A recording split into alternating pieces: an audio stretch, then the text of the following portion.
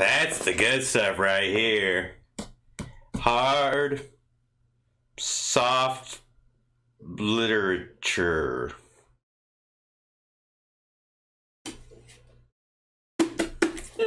Yeah. I mean, sort of, kind of. I tell you what, I'll check it out. You know, I'm not normally one to destroy books, but so I'm just kind of bait for it. Yeah, folks, Freaking Nagi here, doing another book discussion. This time it is on Michael Moore's Dude, Where's My Country, written in 2003, and the page length is about 215, and then it has additional pages showing his notes, references and resources and so forth. But as always, going to start off by reading the summary of the book. When the powers that be succeeded in ignoring and then silencing, the nation's widespread dissent over war, one man stood on an Oscar stage and in front of 1 billion people outed the commander-in-chief for his fictitious presidency and his fictitious war. Within months, those words remarkably became the accepted truth of the land. Yes, Michael Moore is the scourge of stupid white men everywhere. He's taken on fat cats, gun nuts, lying politicians. The Guardian describes him as a wake-up call, a kick in the mental backside, and now he's back, daring to ask the most urgent question of these perilous times. Dude, where's my country? Welcome to Michael Moore's blistering follow-up to his smash #1 hit, Stupid White Men, the biggest selling nonfiction book of the year. Now, no one is safe. Corporate barons who have built millions out of their employees' lifetime savings, legislators who have stripped away our civil liberties in the name of Homeland Security, and even that right-wing brother-in-law of yours, yes, we all have one, who manages year after year through his babbling idiocy to ruin Thanksgiving dinner.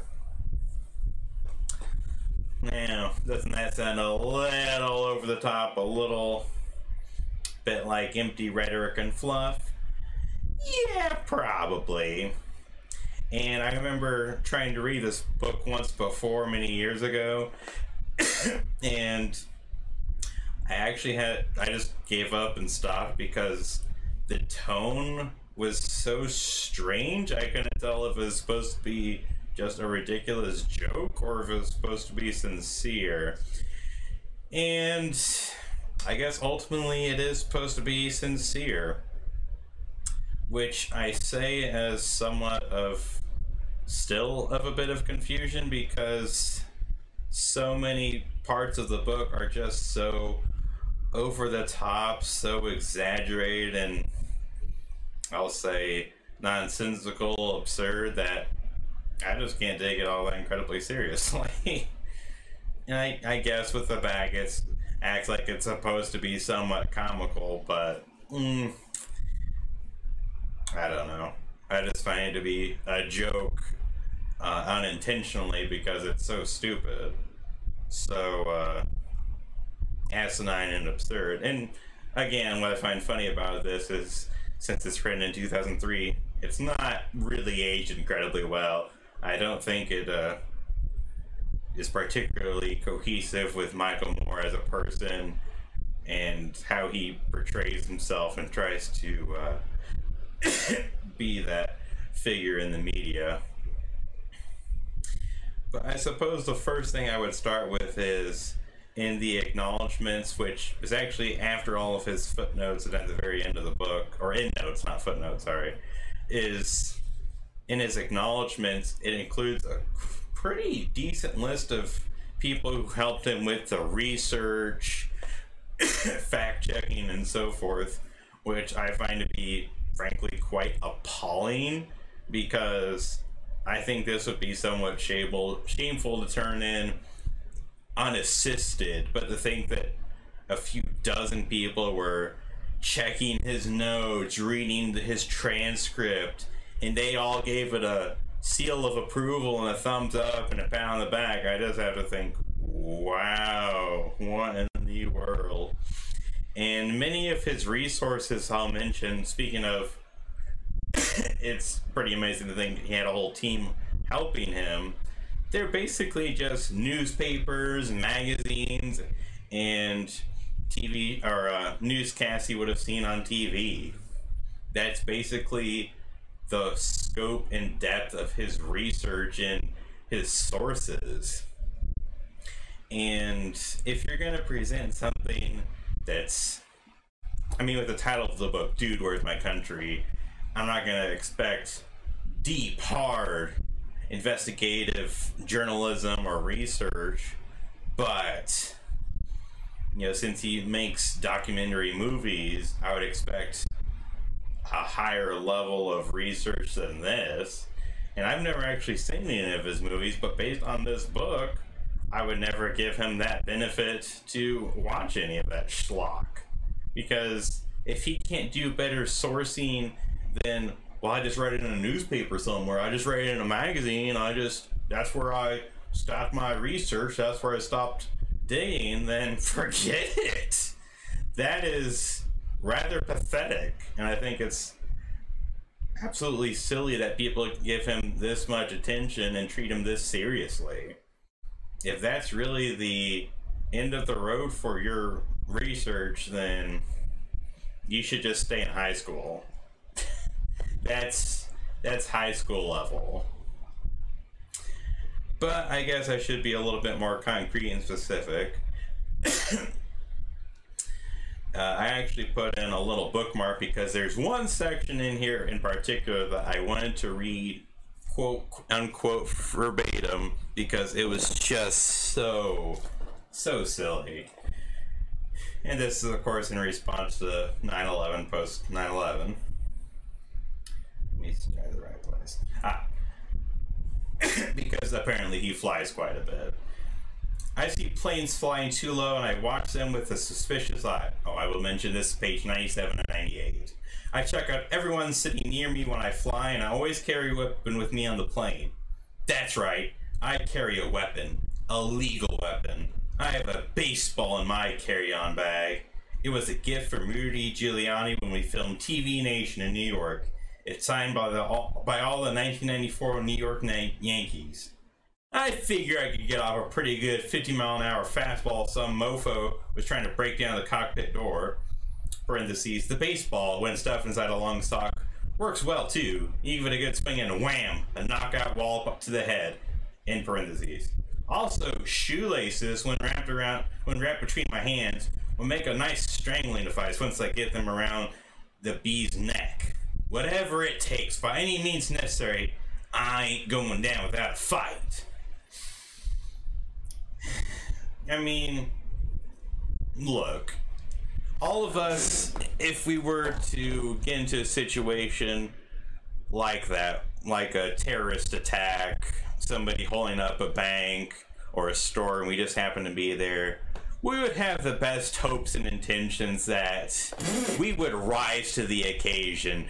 We would do the courageous thing. We would step in to protect others. And, you know, no shame in this, that we would, you know, try to catch them from behind, hit them when they're not expecting it. But again, we would hope that we wouldn't buckle down, that we wouldn't crouch and cower and quiver and like, oh, please don't hurt me. But it's a rather foolish thing to proclaim with, again, no way to back it up, because it's likely never going to happen, that if I was there, if I got in such a situation, I tell you, I would go swinging. And what I find so funny is, really, he thinks that if he were on a plane and there were terrorists trying to hijack it, that he would yank out his baseball and chuck it at them? I mean, he's talking about a fastball, so the way I think about it is he's not planning on throwing that while seated. So is he just gonna stand up and, you know, do a little bit of a stretch and take a proper position? I mean, It's just so ridiculous. Like, oh yeah, I can imagine that frontline article. I can foresee that title. Heroic Michael Moore stops terrorist hijacking. I mean, just give me a break, Michael Moore. I mean, you already get off on your own ego enough, and you're going to proclaim that, hey, I would save the day. But I suppose what really annoys me about this book as well is that there are 2 chapters which, again, are just totally silly, that are so infantile and juvenile. I guess that sort of is in sync with the lackluster research that was done for it. But in one chapter, he writes from a point of view where it's in the future, decades down the line, and it's like, oh, my granddaughter came to visit me, and the world has gone to hell in a handbasket. It's terrible. It's a nightmare. Post-apocalyptic world where we've ruined our economy, we've ruined the environment, and everything's bleak and horrible.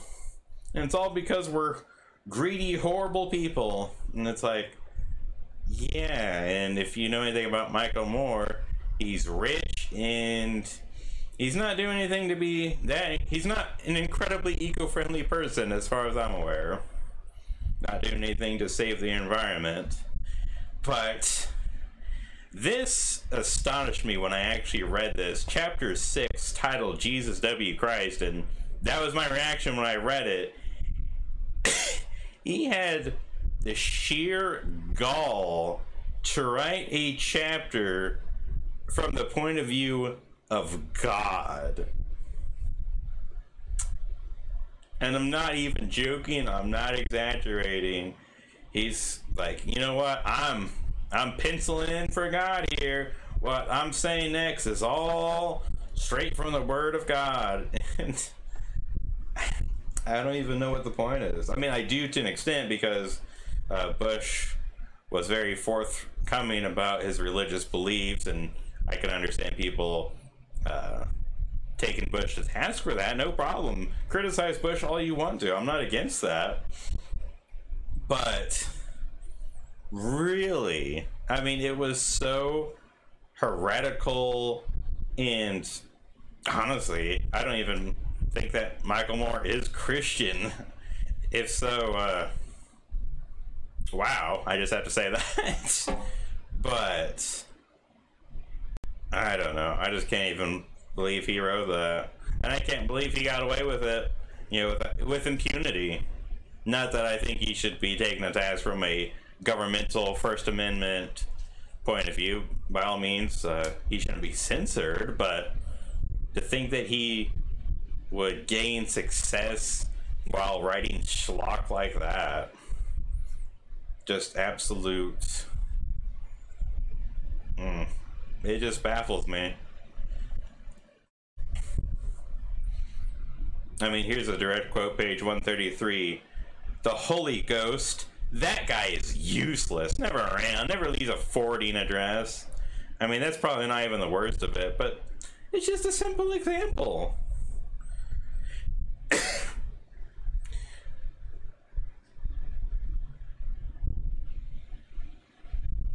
Oh, here's another good one. Point 4 on the same page. An embryo is an embryo, a fetus is a fetus, and a baby is a baby. That's the way I set it up. When it is a baby, then it becomes a human being. It's like, oh, okay, Michael. I mean, you know God so much. You're such a godly man. And I will give some credit. The back of the book mentioned in the summary, talking about how some businesses were taking funds out of employees' lifetime savings. It mentioned basically the idea that there might be a corporation that was, or corporations that were buying out life insurance policies on employees that wasn't for their benefit, but it was basically an investment on their part, and then they'd cash in on their employees' death. So if an employee died while working for them, and especially if they were young, then they would get a nice little cash cow, and none of that money would go to the family, you know, the survivors. And, you know, I don't know all the details about that. I don't know the veracity of that. And again, I might be mixing up my sources. I'm pretty sure that was in this book. So I'd give him credit. That's a horrendous thing, and I'd be completely against it, but there was scant moments like that where I could see myself saying, it's like, yeah, I could see him being correct. I could agree with Michael Moore on that one. The other one, it mentions this on the back of the book about the conservative nut who, in your family, who always ruins Thanksgiving but because they're a buffoon. There was a brief chapter, I believe chapter 10, where he talks about how you actually reach across and talk to your conservative family members or conservatives. And out of the whole chapter, I disagreed with the dismissive tone and attitude, but I think there was maybe like 2 pages in here there where it seemed like he was getting real, where he was being reasonable, speaking, you know, as an actual human being who cares, as opposed to like a talking head that has to make a political point. But I'm not going to excuse what is in the rest of the book or clutch that small little gemstone out of here. It's like, oh, he was being reasonable for a short period of time. This is the real character of Michael Moore. It's like, no, that's quite the exception throughout the rest of the work. I think that's just a small inkling or a small exception, perhaps not even his own idea, or perhaps suggested as, hey, maybe you should line up a little bit, you know, a little bit of honey to attract the flies instead of pure vinegar. But I just find this to be absolutely hilarious and nonsensical for the most part. The tone is all over the place, and again, I think it really is a disservice where he mixes in what I would believe to be serious points with, you know, tongue-in-cheek, so over-the-top rhetoric that I can't even, you know, where do you draw the line? Where do you separate the wheat from the chaff? The jokes from the legitimate, this is how things should be. But, you know, here he is trying to, you know, lay more on top of Bush's head and make a mockery out of Bush, but I think he just makes a buffoon out of himself. Honestly, I think it makes him look like a complete jackass.